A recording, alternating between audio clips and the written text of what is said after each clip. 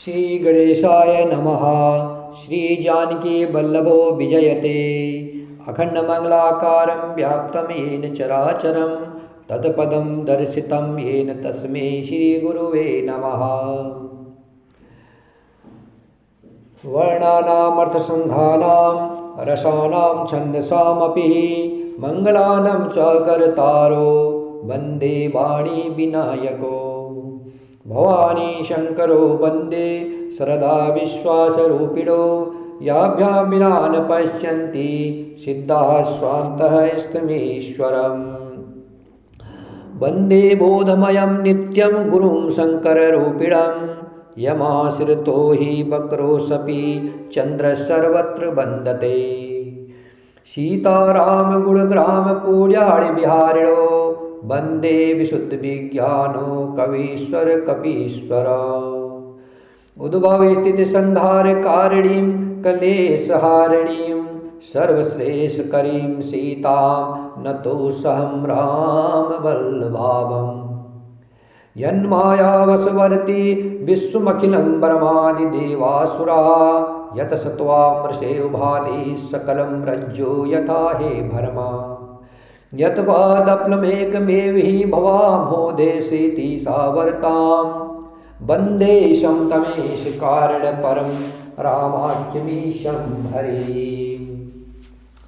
आपदामपहर्तारं दातारं सर्वसम्पदानं लोकाभिरामं श्रीरामं भूयो भूयो नमाम्यहम्।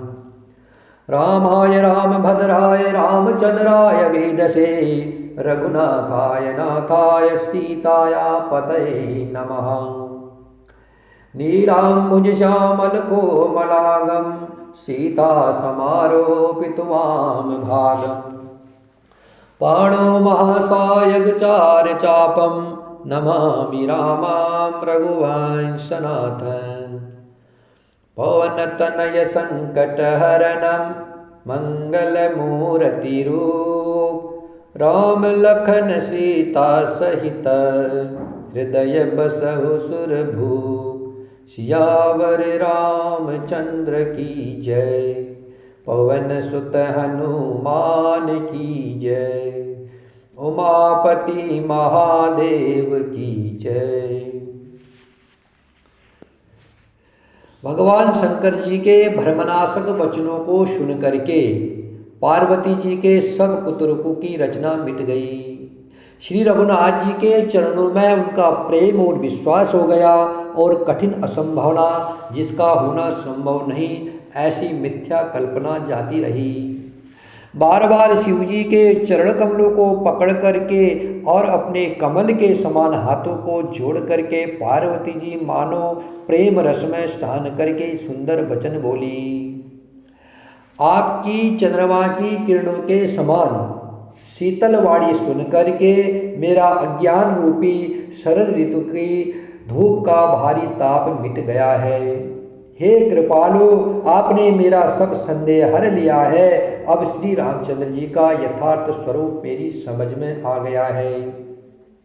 हे नाथ, आपकी कृपा से अब मेरा विषाद जाता रहा और आपके चरणों के अनुग्रह से मैं सुखी हो गई।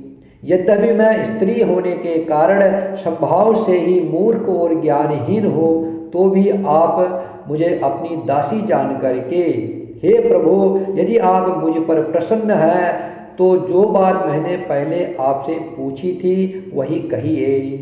यह सत्य है कि श्री रामचंद्र जी ब्रह्म है, चिन्मय ज्ञान स्वरूप है, अविनाशी है, सबसे रहित है और सबके हृदय रूपी नगरी में निवास करने वाले हैं। फिर हे नाथ, उन्होंने मनुष्य का शरीर किस कारण से धारण किया? हे धर्म की ध्वजा धारण करने वाले प्रभु, यह मुझे समझा करके कहिए।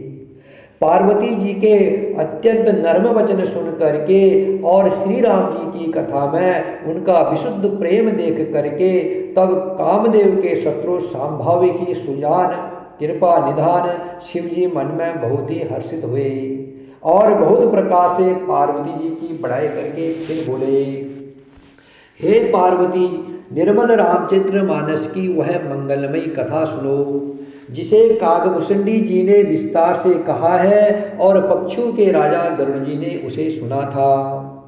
वह श्रेष्ठ संवाद जिस प्रकार हुआ वह मैं आगे कहूँगा। अभी तुम श्री रामचंद्र जी के अवतार का परम सुंदर और पापनाशक चरित्र सुनो।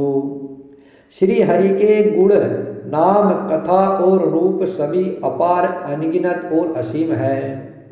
फिर भी हे पार्वती, मैं अपनी बुद्धि के अनुसार कहता हूँ, तुम आदर पूर्वक सुनो।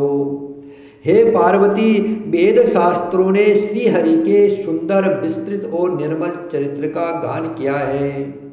हरि का अवतार जिस कारण से होता है वह कारण बस यही है, ऐसा नहीं कहा जा सकता।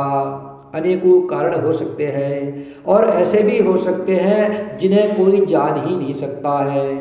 हे सयानी, हमारा मत तो यह है कि बुद्धि, मन और वाणी से श्री रामचंद्र जी की तर्कना नहीं की जा सकती, अर्थात श्री राम जी की कथा का पार नहीं पाया जा सकता है। तथापि संत, मुनि, वेद और पुराण अपनी अपनी बुद्धि के अनुसार जैसा कुछ कहते हैं और जैसा कुछ मेरी समझ में आता है, हे सुमुखी, वही कारण मैं तुमको सुनाता हूँ। जब जब धर्म का ह्रास होता है और नीच अभिमानी राक्षस बढ़ जाते हैं और वे ऐसा अन्याय करते हैं कि जिसका वर्णन नहीं हो सकता, तथा ब्राह्मण, गाय, देवता और पृथ्वी कष्ट पाते हैं, तब वे कृपानिधान प्रभु भांति भांति के दिव्य शरीर धारण कर सज्जनों की पीड़ा को हरते हैं।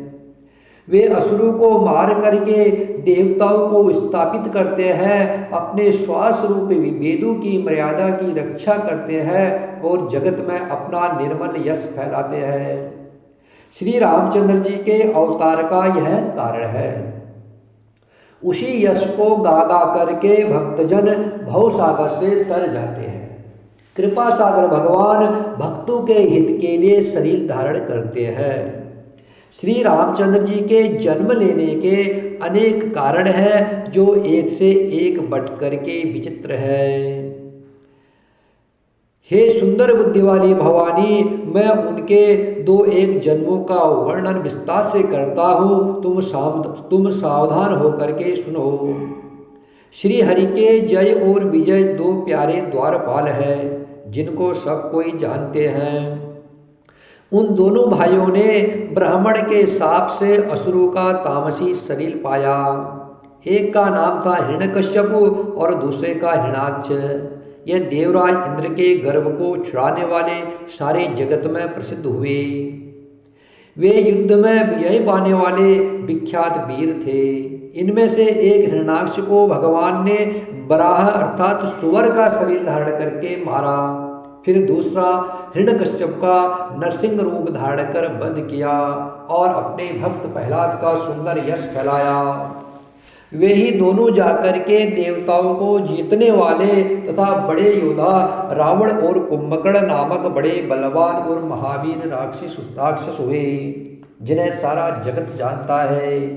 भगवान के द्वारा मारे जाने पर भी वे हिरण्यकश्यप और हिरण्याक्ष इसलिए मुक्त नहीं हुए कि ब्राह्मण के वचन अर्थात शाप का प्रमाण 3 जन्म के लिए था। अतः एक बार उनके कल्याण के लिए भक्त प्रेमी भगवान ने फिर अवतार लिया।